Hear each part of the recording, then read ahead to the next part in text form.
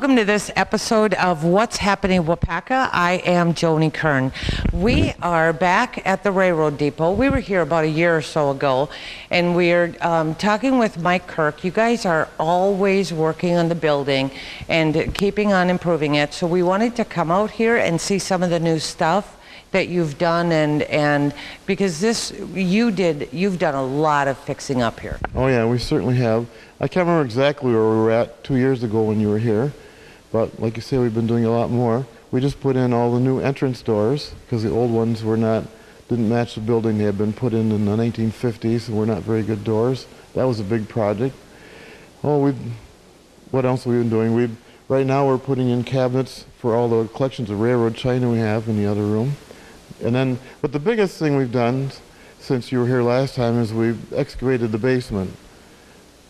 Before there was just a small basement under one end, big enough for the old hot water boiler and the fuel, originally coal and then later oil.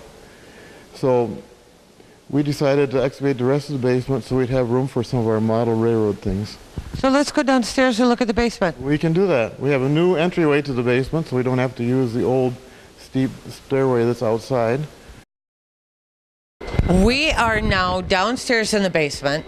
Now, when we came down here, Mike, and we were setting up, you started telling me about how you dug this one bucket full of sand at a time, and I didn't believe you, but you really did do that. We really did dig it out. We started out, actually over Thanksgiving time, I jackhammered a hole from the old small basement into the crawl space here.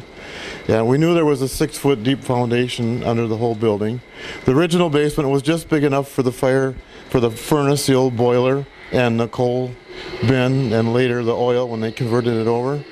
And we knew we wanted to make a model railroad space in the rest of the basement down here. So really about in the end of February, we got a conveyor from Paul's Concrete, and we put the conveyor through the old coal chute, and we started digging. And we just filled up buckets and took them over to the conveyor, and that took the sand up and out. So you know exactly what it feels like to be an old-time miner. Well, I guess something like that. We did have to use even picks and shovels to break through the hard sand because it was packed in so hard. I believe it. So this is 50 feet long, you were telling me? Yeah, it's 52 feet from where we made the hole in to the other end. So. This is a beautiful room, and you are using it. We have model trains, and Josh got some shots of those, and we're going to be talking to you, Jeff, about the model trains here in a minute. But what else are you going to be doing down here? Well, it's still all under construction. In fact, we just primed the walls a week ago, and we had a couple events last weekend we were on to show the place off for. So none of the bench work is really finished yet. But the reason this is up so high is because lower down we're going to have HO scale stuff and other displays. The railroad that's up high like this is G scale, which is a large scale that Jeff's running here, so he might tell you a little bit more about it. Oh, I was just going to say we've been very fortunate to get donations to help us purchase all this stuff because it's pretty expensive. So we sure appreciate those people that have been helping us out.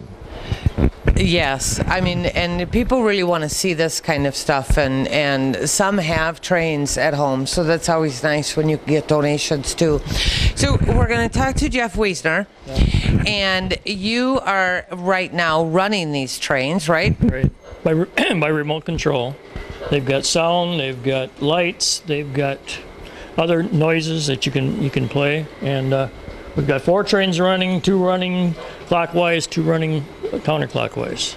And these are what scale? These are G scale, and there's, most people are familiar with Lionel, which is O scale pretty much. These are twice as big or larger even, some of them. G scale is pretty big. I'm married to a train collector. G scale is a pretty big scale. Yep. Yeah, most people have that in their backyards and their gardens, but we've got one in the basement. So. They're great. I'll tell you, my husband always says that they're great for people with failing eyesights and failing fingers because they're bigger to work on. Yep. But they also take more power too, so you got to make sure you've got more power to the track. So what kind of trains do we have going up here? We've got a logging train over on that side. It's a shay, and it's made for power. We've got a steam engine, a Chicago Northwestern steam engine with a passenger train behind it, coming up behind us here.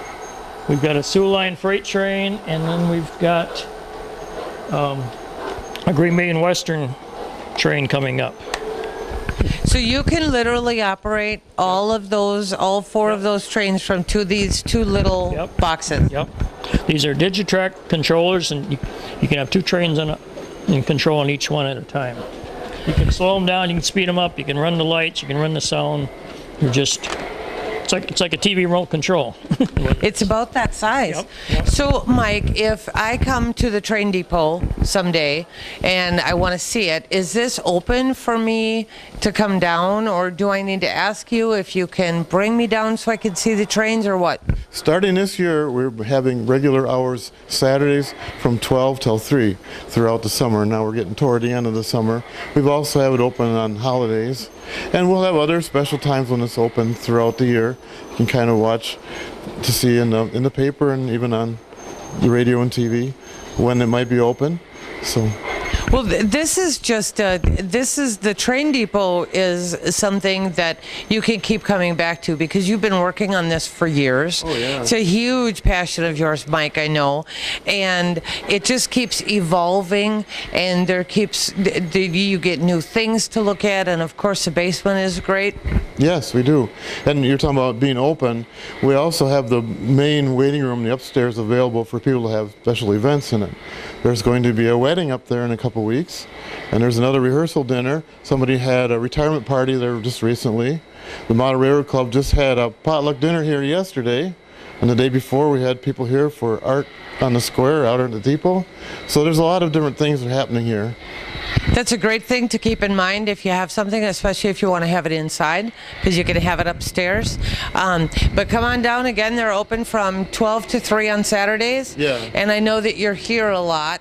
Yeah. So it's something that I can get in touch with you through the Historical Society Right. Oh, if yes. I want to bring some people in. Or Certainly. We're happy to have people schedule times and we come in and show it to them. That's the fun part of it. Yes, it is. Yeah, it is. And it's always good to be here. Thank you, Mike, for joining us again today. I'm sure we'll see you again. Thank you, Jeff. It was nice to meet you and have you work the trains for us so we can enjoy that. Okay, thank you much.